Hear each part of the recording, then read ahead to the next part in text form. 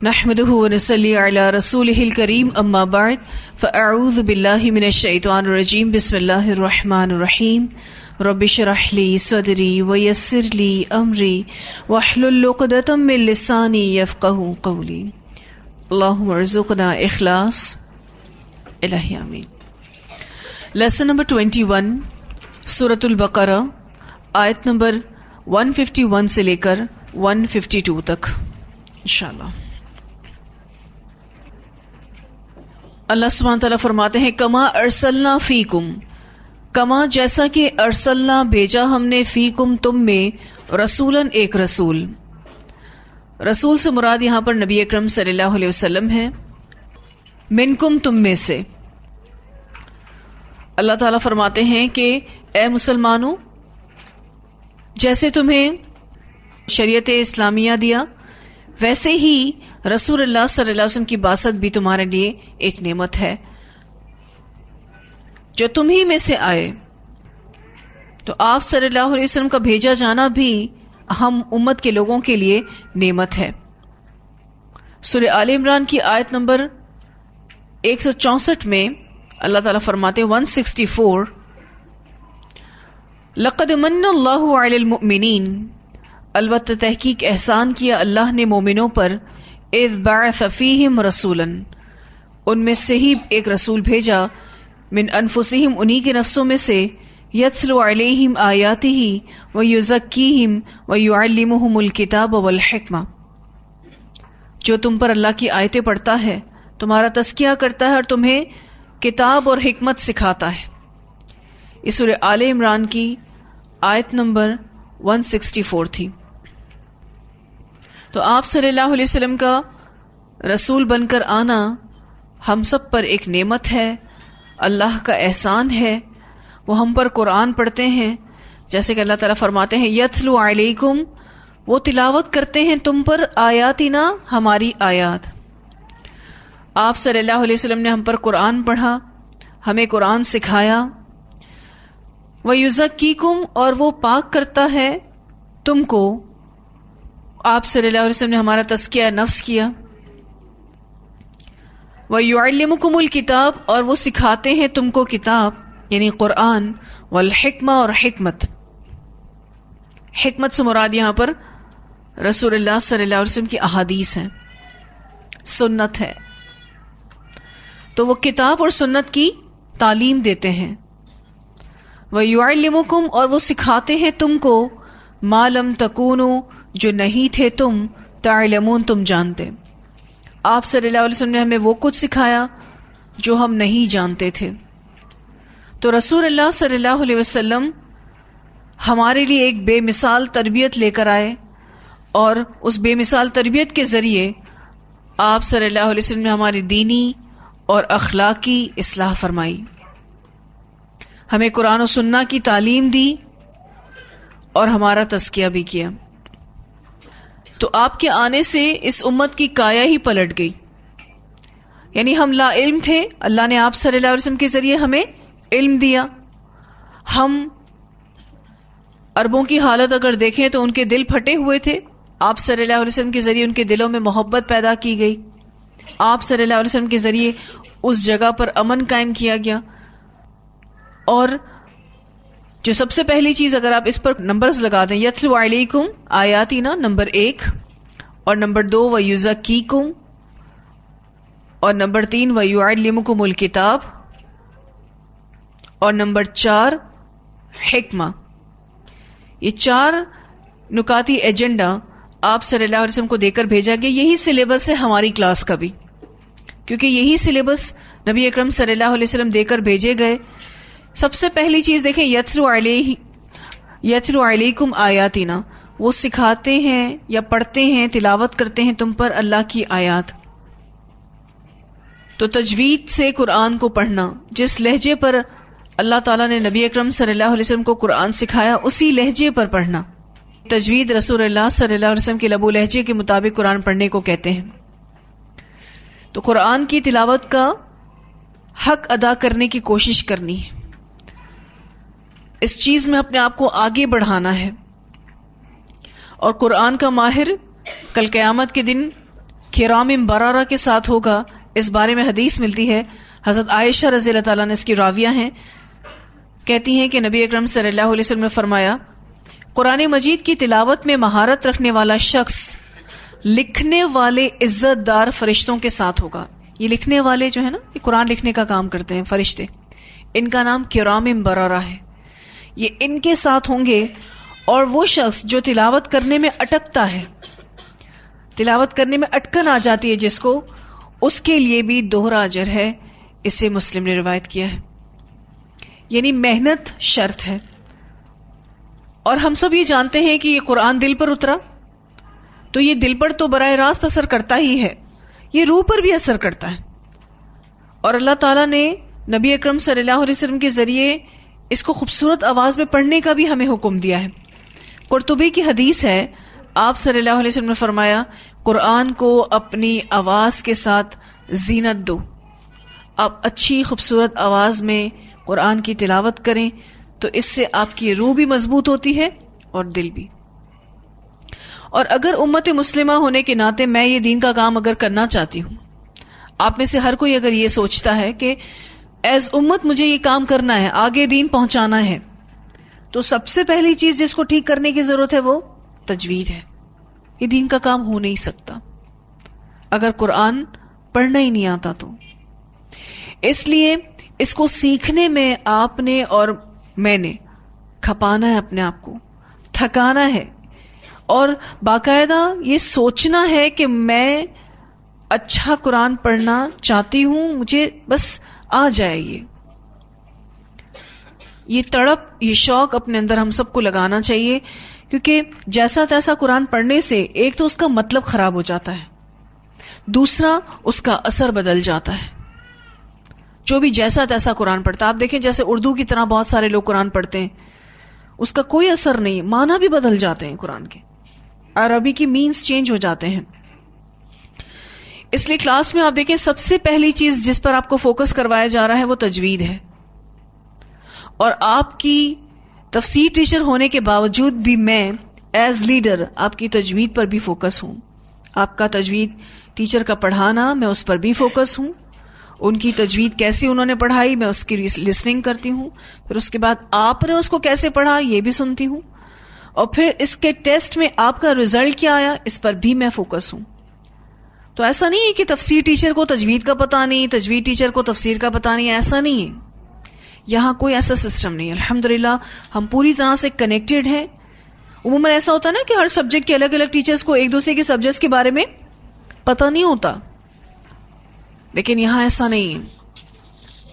اور دوسری بات یہ کہ اگر اس کلاس میں آپ آ گئے ہیں الحمدللہ، اور آپ تجوید کی کلاس بھی الحمدللہ اٹینڈ کر رہے ہیں، اسٹوڈنٹ اپنے آپ کو آپ نے اس میں شامل کر لیا ہے، تو اب اس میں کسی قسم کی کوتاہی آپ سے نہیں ہونی چاہیے. اور اس سوچ کے ساتھ آپ پڑھیں کہ میں اتنا اچھا پڑھوں کہ میں آگے پڑھا سکوں. اس میں بہت سارے لوگ اس بات پر بھی اعتراض کرتے ہیں کہ تجوید پر اتنا دھیان دینے کی کیا ضرورت ہے. تو میں نے آپ کو اس کی وجہ بتا دی کہ اس سے معنی بدل جاتے ہیں اور اس سے اثر چلا جاتا ہے. اور اگر میں تجوید پڑھنے میں غلطی کروں اور میں استاد بن جاؤں تو آپ مجھے بتائیے کہ کیا یہ اپنے کام کے ساتھ ایمانداری ہے؟ نہیں ہے. پھر اور جب تفسیر پڑھائی جاتی ہے، تفسیر سمجھائی جاتی، اس کے بعد بھی قرات سنوائی جاتی، کیوں؟ کیا ضروری ہے؟ کلاس کا حصہ ہے. ہر تفسیر کلاس کے فوراً بعد آپ کو قرات سنوائی جاتی ہے. اس کی وجہ یہ ہے کہ تاکہ آپ اپنے اندر ایک تو قرآن کو ایبزارب کر سکیں، جذب کر سکیں. دوسری بات آپ کو بھی شوق آئے کہ میں بھی ایسا قرآن سیکھوں کہ کل کو میں بھی تفسیر کے بعد سنانے کے قابل ہو جاؤں. اور آپ کو پتہ ہے یہ تفسیر کے بعد جو قرآن سنانا ہوتا ہے نا، وہ اتنا اچھا ہونا چاہیے کہ لوگ سنیں اور سیدھا ان کے کانوں سے دل میں چلا جائے. اور یہ ایسے ہی نہیں آتا پڑھنے، اس کے لیے محنت کرنی پڑتی ہے، اس کے لیے قرآن کے ساتھ وقت لگانا پڑتا ہے. اس قابل بننا ہے انشاءاللہ تعالی، ایسا پڑھنے کے قابل بننا ہے. اور دیکھیں اچھی مثال سامنے ہو تو آپ کے لیے عمل کرنا آسان ہوتا ہے نا. تو اسی لیے یہ ساری چیزیں یہاں پر ایک سیٹ اپ کے طور پر کی گئی ہیں، اور اس میں آپ کو کبھی بھی چینجز نہیں ملیں گی تھرو آؤٹ دا کورس انشاءاللہ. کبھی آپ کو ایسا نہیں ملے گا کہ آپ کو کسی قرآن کے لیسن کی تجوید نہ کرائی جائے، یا آپ کے کسی پارے کا ٹیسٹ نہ لیا جائے، یا آپ کو ایسے ہی چھوڑ دیا جائے، یا مطلب آپ کے پچھلے ریکارڈ کو دیکھتے ہوئے پاس کر دیا جائے. ایسا نہیں ہوگا، کیونکہ یہ قرآن ہے، اور قرآن کے لیے سب سے زیادہ ہمیں محنت لگانے کی ضرورت ہے. سب سے زیادہ حق رکھتا ہے یہ قرآن، کیونکہ اللہ کا کلام ہے. پھر بھی دیکھیں کہ بعض لوگ سیکھنے کے باوجود بھی صحیح طور پر پڑھ نہیں پاتے ہیں. عمر زیادہ ہو گئی، زبانیں موٹی ہو گئیں، لچک نہیں رہی زبان میں، کیونکہ یہ ایک ایکسنٹ ہوتا ہے نا، اس پر زبان کو مولڈ کرنا پڑتا ہے، موڑنا پڑتا ہے. اگر کوئی باوجود اس کے کہ بہت کوشش کر رہا ہے پھر بھی اس سے صحیح ادائیگی نہیں ہوتی، تو انشاءاللہ اس کی کوششوں کا اجر اللہ اس کو دے گا انشاءاللہ تعالی، کیونکہ اللہ تعالیٰ کوشش دیکھتے ہیں. لیکن کوئی کوشش ہی نہ کرے اور کہہ دے کہ ہم سے تو نہیں ہوگا، ہم نہیں کر سکیں گے، تو پھر یہ دیکھنا ہے کہ کتنی کوشش کی ہے جس کے بعد یہ کہا جا رہا ہے. اور میں نے اپنے اس پڑھانے کے کیریئر میں بہت سے ایسے لوگ دیکھے ہیں الحمدللہ کہ جو سر توڑ کوشش کرتے ہیں تجوید کے لیے، اور وہ کر جاتے ہیں الحمدللہ. اور عمر کے کسی بھی حصے میں ہم دیکھیں کہ جب قرآن نازل ہوا تو خود رسول پاک صلی اللہ علیہ وسلم کی عمر کیا تھی؟ 40 برس. حضرت ابو بکر صدیق کی عمر 42 سال. دیکھا جائے تو زیادہ تر صحابہ کرام میچور ایج پر ہی اسلام قبول کرتے ہیں. اب وہ یہ کہیں کہ ہم تو 40 سال کے ہو گئے، 50 سال کے ہو گئے، اب ہم قرآن کیسے پڑھیں گے؟ لیکن وہ الحمدللہ قرآن پڑھے ہیں ماشاءاللہ، اور سیکھے انہوں نے. تو یہ چیز جتنے بھی اگر کوئی عمر میں آگے بڑھ بھی رہا ہے تو وہ یہ نہ سوچے کہ میں نہیں کر سکوں گا، پہلے وہ اتنی محنت کر کے دکھا. اور یہ محنت کب تک چلے گی؟ جب تک مر نہیں جاتے، اس دنیا سے ہم چلے نہیں جاتے، تب تک یہ محنت چلتی رہنی چاہیے، تاکہ اللہ سبحانہ تعالیٰ کے آگے سرخرو ہو سکیں کہ اللہ ہم نے کوشش کی. اور اللہ کوششوں کو ضرور سراہے گا، اللہ جیسا قدردان بھی کوئی نہیں. پھر دوسرا کام جو نبی اکرم صلی اللہ علیہ وسلم نے کیا، اگر ہم اس کو دوسرے نمبر پہ لے لیں، وَيُعَلِّمُكُمُ الْكِتَابَ، کیونکہ دوسرے درجے پر پھر تفسیر ہوتی ہے، اور اس تفسیر کے ساتھ پھر وَيُزَكِّيهِمْ ہے اور الحکمہ ہے. بخاری کی روایت ہے، خیرکم، تم میں سے بہتر، من تعلم، جو سیکھے، القرآن، قرآن کو، وعلمہ، اور سکھائے اس کو. تو سب سے بہتر وہی ہیں جو قرآن کو سیکھیں اور پھر اس کو آگے سکھائیں. اگر آپ صرف سیکھ لیتے ہیں اور سکھاتے نہیں ہیں تو بہتر نہیں بنتے. اور یہ آپ خود بھی اس کو انشاءاللہ محسوس کریں گے. اچھا، آپ کبھی کوئی تفسیر پڑھ جاتے ہیں اور پڑھ کے آگے کسی کو بتا رہے ہوتے ہیں تو بتاتے وقت کیا کیفیات ہوتی ہیں؟ ایک اچھی فیلنگز ہوتی ہیں، اور آپ کیا چاہتے ہیں کہ آپ خود بھی ایسا عمل کریں. جب کسی دوسرے کو بتانا ہوتا ہے تو انسان بتانے میں محنت بھی کرتا ہے اور اس پر عمل بھی کرتا ہے، یہ سوچ کر کہ میں آگے بتاؤں گا، اللہ مجھے قبول کرے، آگے مجھے اور محنت کرنے کی اور آگے بتانے کی وسعت دے. تو اس کے لیے آپ صلی اللہ علیہ وسلم نے فرمایا کہ جو سیکھے اور سکھائے تو بہتر ہے. صرف سیکھ کے چھوڑ دینا آپ کو بہترین میں شامل نہیں کرے گا. اور اگر ہم اس حدیث کو یوں دیکھیں کہ سب سے پہلے بہتر کس کو کہا گیا ہے؟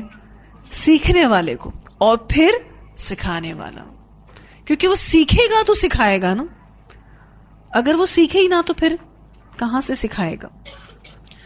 آج ہمارا المیہ یہ ہے کہ بہت سے لوگ قرآن پڑھا رہے ہیں گھروں میں، لیکن نہ ان کی تجوید اچھی ہے اور نہ ان کی تفسیر اچھی ہے. ان کے پاس کوئی علم نہیں ہے، یا اگر تھوڑا بہت کہیں ادھر ادھر سے علم لے لیا وہ پڑھانا شروع کر دے. اس کی وجہ سے آپ دیکھیں کہ دین کو بجائے فائدہ پہنچنے کے نقصان ہو رہا ہے.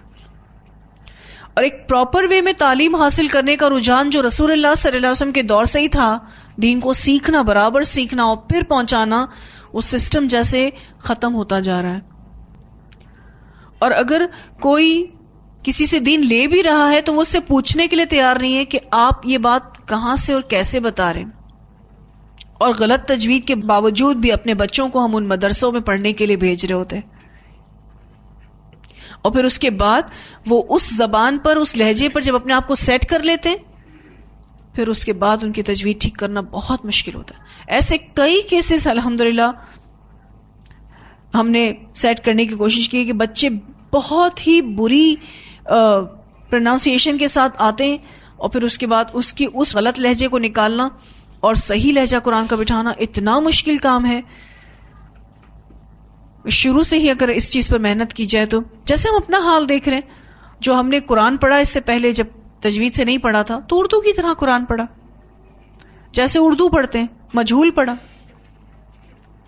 تو اس چیز سے دین آگے ترقی نہیں کرے گا. تو قرآن کو سیکھنا اور سکھانا اور اس کی تفسیر بہت امپورٹنٹ ہے. دیکھیں جب آپ کو ترجمہ اور تفسیر آتی ہوتی ہے، آپ کی قرات میں حسن آتا ہے اور آپ کو مزہ بھی آتا ہے، سننے میں بھی مزہ آتا ہے الحمدللہ. تو یہ جو اللہ کے رسول صلی اللہ علیہ وسلم نے کتاب کی تعلیم دی، اس کتاب کی تعلیم میں دو چیزیں ہیں. ایک معنی مفہوم کی تعلیم جو کہ یہاں دی جاتی ہے الحمدللہ، معنی بھی بتایا جاتا ہے، ترجمہ بھی سکھایا جاتا ہے اور اس کی تفسیر بھی. اور دوسری چیز ان آیات پر غور و فکر کرنا، جیسے کہ ترجمہ پڑھایا، تفسیر پڑھا، اور پھر اس کے معنی پر غور و فکر بھی کرنا کہ مجھے اب عمل کیسے لے کر آنا ہے اپنے اندر. تو یہ دونوں چیزیں اس کی تفسیر میں شامل ہیں، اس کی تعلیم میں شامل ہیں. نمبر 1 معنی مفہوم کی تعلیم، اور نمبر 2 اس کی آیات پر غور و فکر کرنا. اچھا، تعلیم دینے کے لیے کچھ چیزیں ضروری ہیں. مثلا سب سے پہلی چیز استاد ضروری ہے، اور اس کے بعد دوسری اہم ترین چیز شاگرد ضروری ہے، پھر اس کے بعد کتاب ضروری ہے اور ماحول ضروری ہے.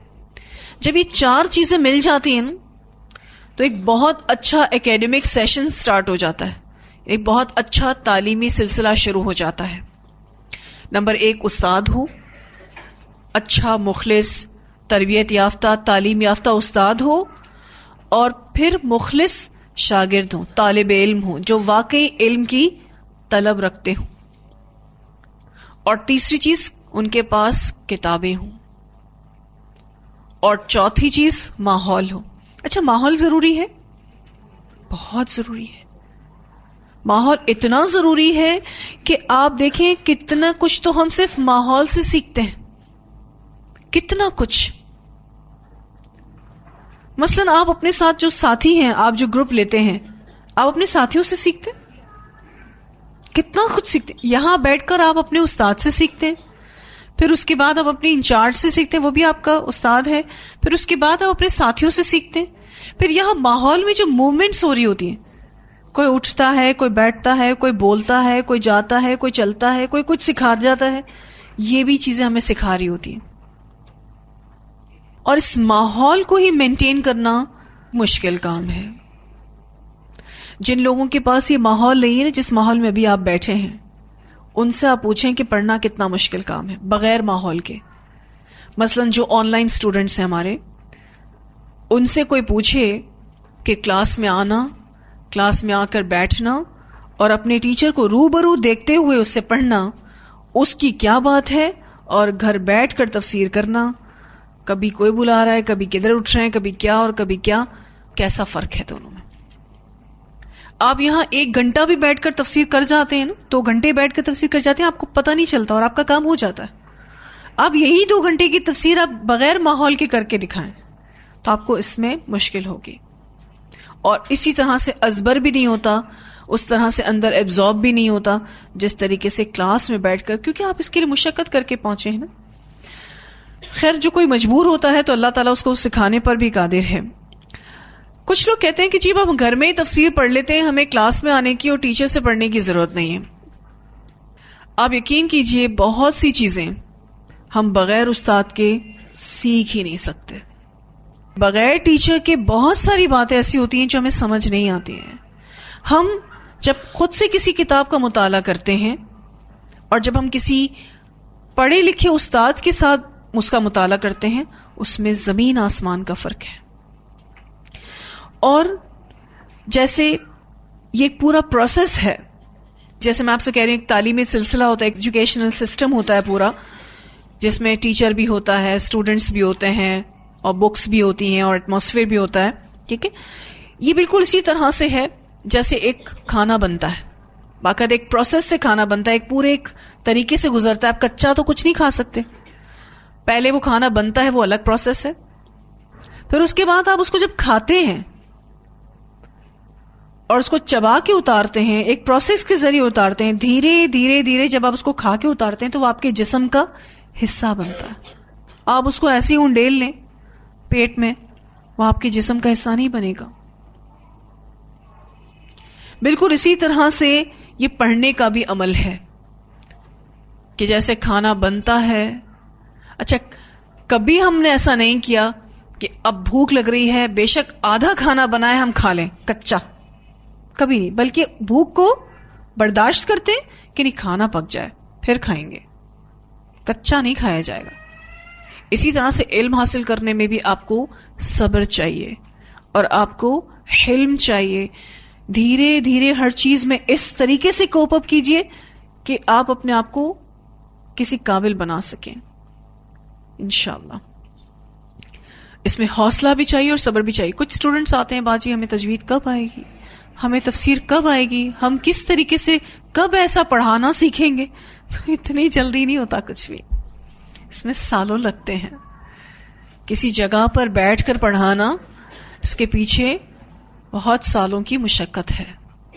ایسے ہی آپ کوئی کام فوراً سے کرنے جائیں گے تو خود بھی گریں گے, دوسروں کو بھی گرائیں گے. ٹھیک ہے, ہاں آپ اپنا مشن رکھیے, موٹیو رکھیے کہ آپ کو اس حد تک اپنے آپ کو قابل بنانا ہے کہ آپ اس پوزیشن پر آ کر بھی لوگوں کو دین سکھانے والے بنے انشاءاللہ. اور ہم نے دیکھا ہے کہ دین میں ایسے ایسے صحابہ کرام جن کو پڑھنا لکھنا نہیں آتا تھا, وہ پتہ نہیں کہاں سے کہاں پہنچ گئے. آپ بلال حبشی کی مثال لیں تو وہ غلام تھے, لیکن کتنا پڑھ لکھ کر کیسا سیکھا, مؤذن رسول صلی اللہ علیہ وسلم بنے, اذان دینے والے بنے. اور ایک غلام کے بارے میں ہم سوچ بھی نہیں سکتے ہیں کہ وہ اس حد تک تعلیمی طور پر اپنے آپ کو آگے بڑھائے گا, لیکن ہم دیکھتے ہیں صحابہ کرام نے اپنے آپ کو آگے بڑھایا اور کوئی حجت نہیں دی اس کے پیچھے.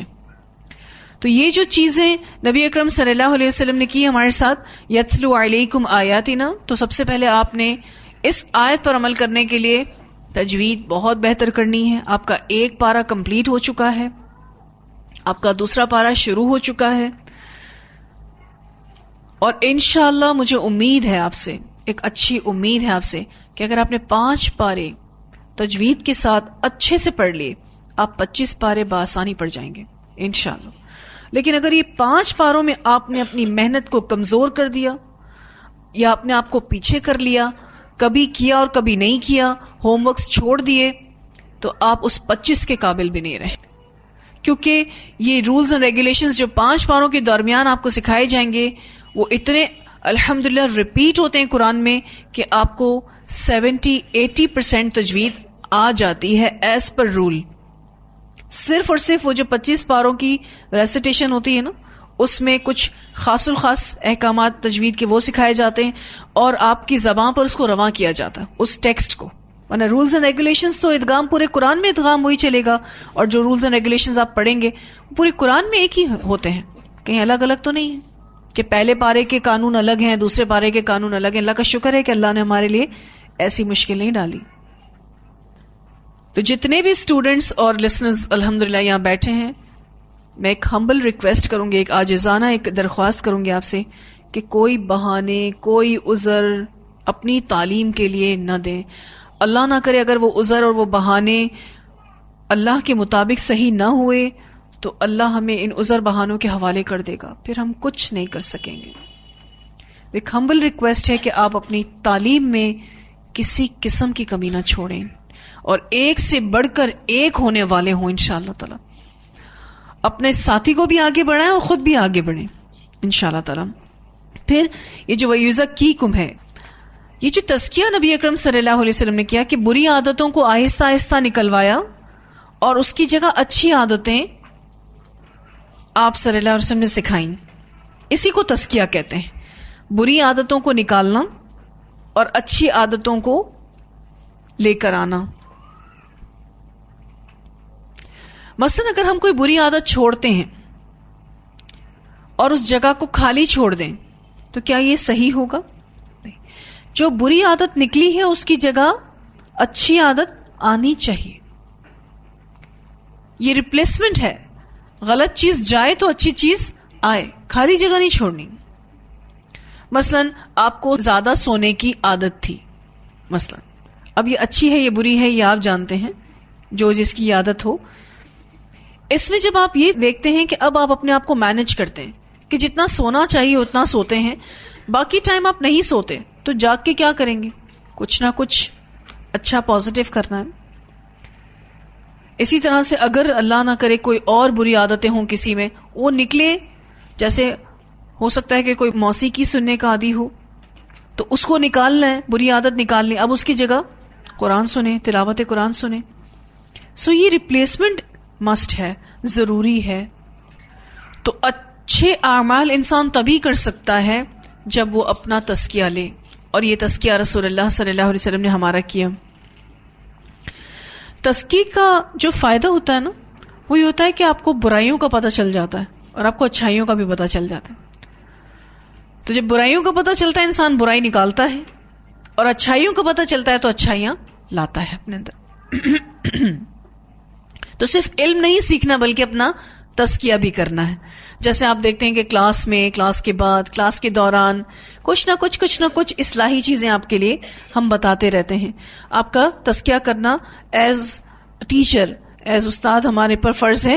پیار سے, کبھی محبت سے, کبھی اسٹریٹ وے میں ہم کچھ نہ کچھ تربیہ آپ کی کرتے رہتے ہیں. اس تربیہ کو آپ اس علم کے ساتھ لے لیں اور لے کے اپنے آپ کو خوبصورت بنا لیں, کیونکہ یہ تزکیہ انسان کو خوبصورت بناتا ہے. جیسے ایک مالی پودا لگانے سے پہلے زمین صاف کرتا ہے, پھر اس کے بعد زمین کو کھودتا ہے, پھر بیج ڈالتا ہے تو پودا نکلتا ہے. اور جب پودا نکلتا بھی ہے تو آپ دیکھیں اس میں کچھ ایکسٹرا جھاڑ جھنکار آ جاتی, اس کو بھی مالی کاٹ دیتا ہے, تراش دیتا ہے. اس کو کہتے ہیں تزکیہ پروسیس. اب گھر میں بھی صفائی کرتے ہوں گے. یہ تزکیے کو اگر آپ صفائی کے سسٹم سے سمجھ لیں, مثلا گھر میں جب ہم صفائی کرتے ہیں, کچھ صفائی آپ روز کرتے ہیں, کچھ صفائی آپ ہفتہ وار کرتے ہیں, کچھ مہینہ وار, اور کچھ سالانہ. ٹھیک ہے.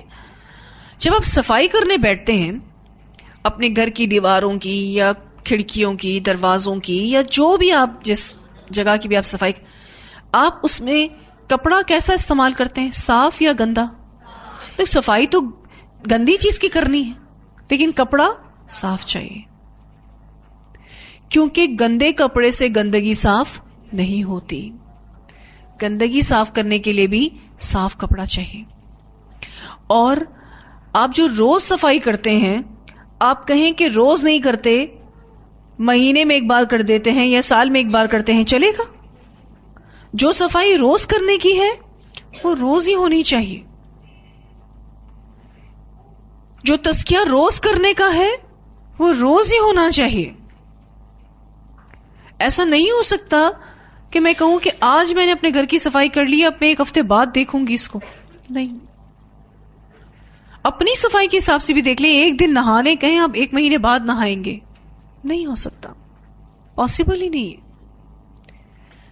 تو جہاں ان امور میں صفائی اتنی امپورٹنٹ ہے, تو آپ سوچیں اعمال میں کس طریقے کی صفائی ضروری ہوگی, جس میں تو گندگی آ جاتی ہے تو پتہ بھی نہیں چلتا. کتنا اس پہ کانشیس ہونے کی ضرورت ہے ہم سب کو. تو یہ تزکیہ نفس جو ہے یہ بہت ضروری ہے, اور یہ دنیا کا مشکل ترین کام ہے.